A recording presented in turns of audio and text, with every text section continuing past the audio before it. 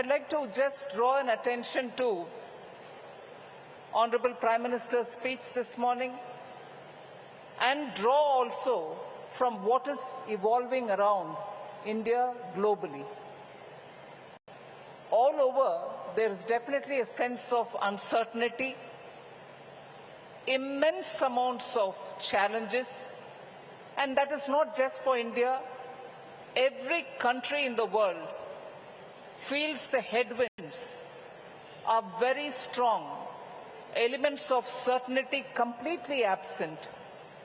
Even as we all started talking about China +1, when you wanted to diversify the value chains, or you wanted to ensure that there are more than one source for the raw material or for the intermediary products that you would produce, but also to have a consistency that you are somewhere, but you need to also have some other place where investments will have to be made so that eventually there are no huge disruptions.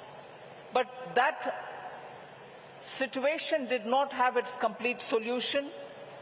You had the global situation of a war, such a war, especially from countries which are the source of essential raw materials, whether it is fuel related, whether it is fertilizer related, whether it is food grains related.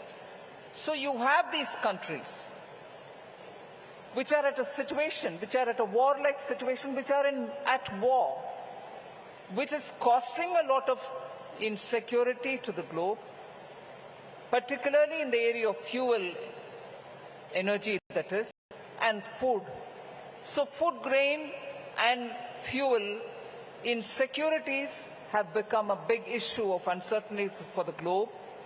And as a result, countries are readjusting themselves to source these materials from a different part of the world.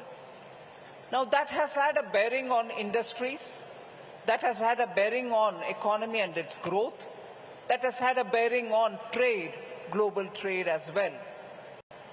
And as a result of these disruptions, you find large economies, which were also source of essential raw materials or intermediary products, or also which were the essential markets to which emerging markets were sending their products, are all going through huge recessionary doubts.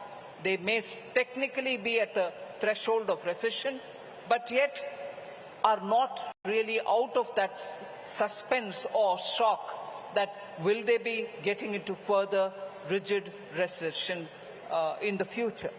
Now, with all these uncertainties, I'm here to put it before you that because of the careful planning, targeted facilitation, fiscal prudence, and essentially understanding Indian economy for what strengths that it has, and for the challenges that it has to face, Honorable Prime Minister led from the front and made sure that Indian economy will not be severely threatened by these developments outside, ensured that hand-holding happened, targeted supports were extended to industries which required, particularly the MSME, and made sure that the Indian economy would be very carefully navigated through this challenge that we face.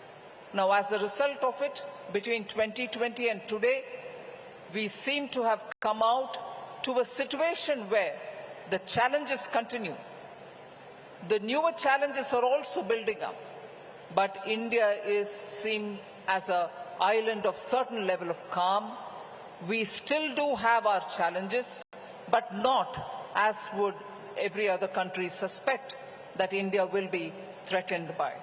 So in a way, I've been hearing, and this is not me saying it, I've been hearing both during my Washington visit when IMF and World Bank meetings happened, and also through the various visitors which I have been receiving in Delhi, that India seems to be an oasis of stability and calm, and the challenges are being carefully firewalled, that our economy now is very clearly attractive for investors. And that is where we find the investment interests. And Karnataka as a state has carefully reflected the policies of the centre, has always made sure that policy consistency is held up, and held up only to make policies even more nimbly, in time, on issues which are developing, and make sure that the industry facilitates it. The industry consultative process which happens in Karnataka is one of those which are extensive. And as a result, today, I've heard from the Chief Minister that initially when this global meet was planned, their expectations and target was somewhere in the range of 5 lakh crores. Today, that has moved upwards to about 7.5 lakh crores, of which he has already cleared 2.8 lakh crore related proposals. So unlike some times when we hear MOUs getting signed, MOUs realizing in part, we are here realizing and understanding that MOUs have already been given the clearance by the state government, and as a result, even on the day when this meet happens, based on the original target, more than 50% of the MOUs have already been cleared.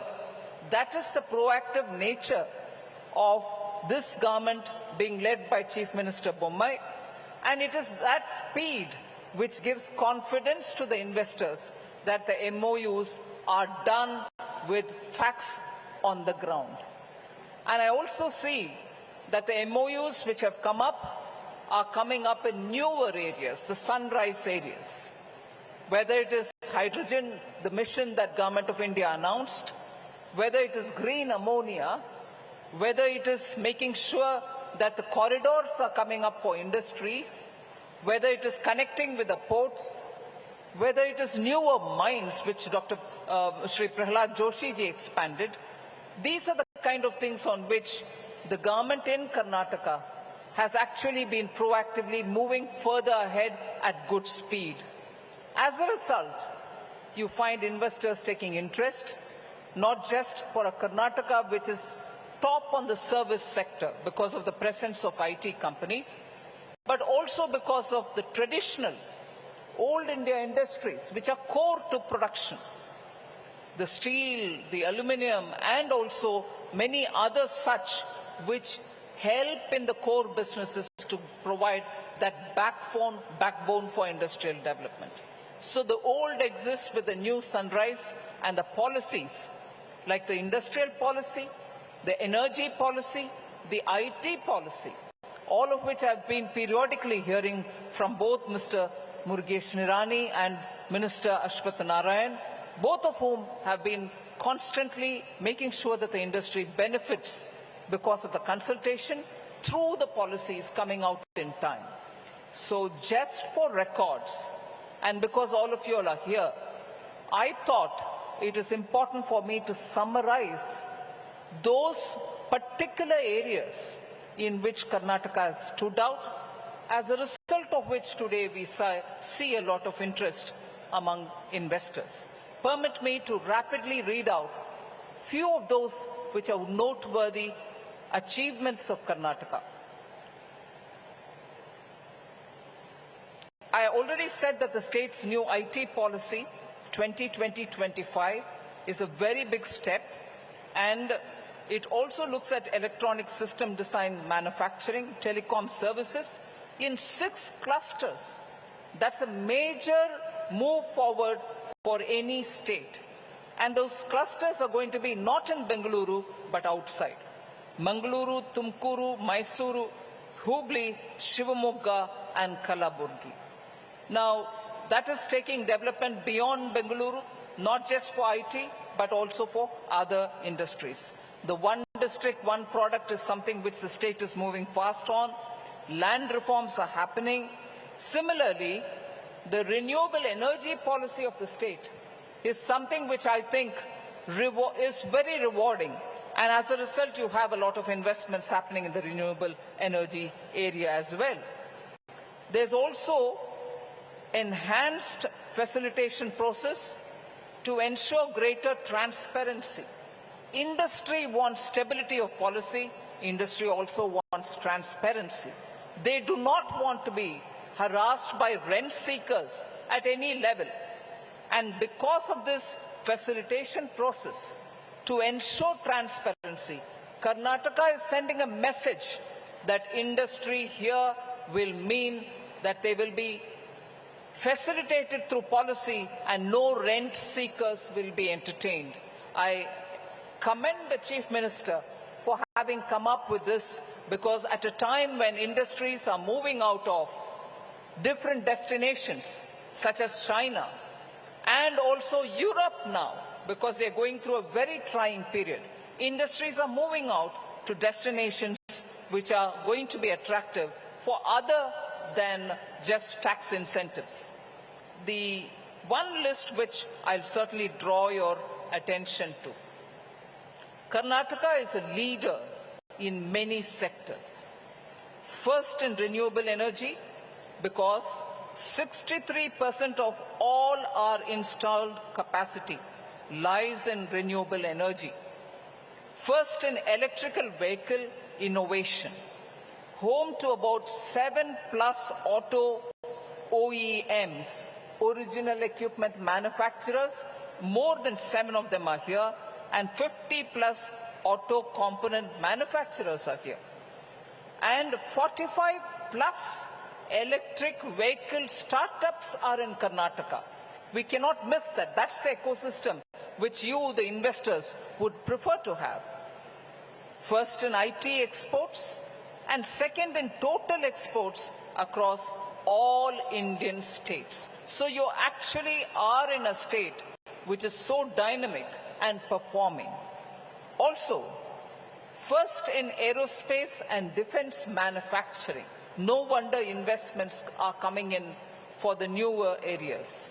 First in machine tools, manufacturing again. First in biotech production and also in biotech exports. First in electronic design and in R&D in India. So I just want the canvas laid out before us to understand the state which is rapidly moving in performing better, setting high benchmarks, and as a result, this is what is going to behave like a magnet for investors to come in.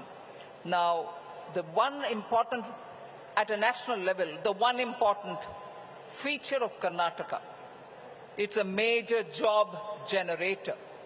And on that, I would like to tell you, so when you're moving in from different parts of the world, you're coming in because of the policy consistency, you're coming in because there is a policy at the Government of India level which gets matching response in a state, so the two engines are working together and therefore powerfully.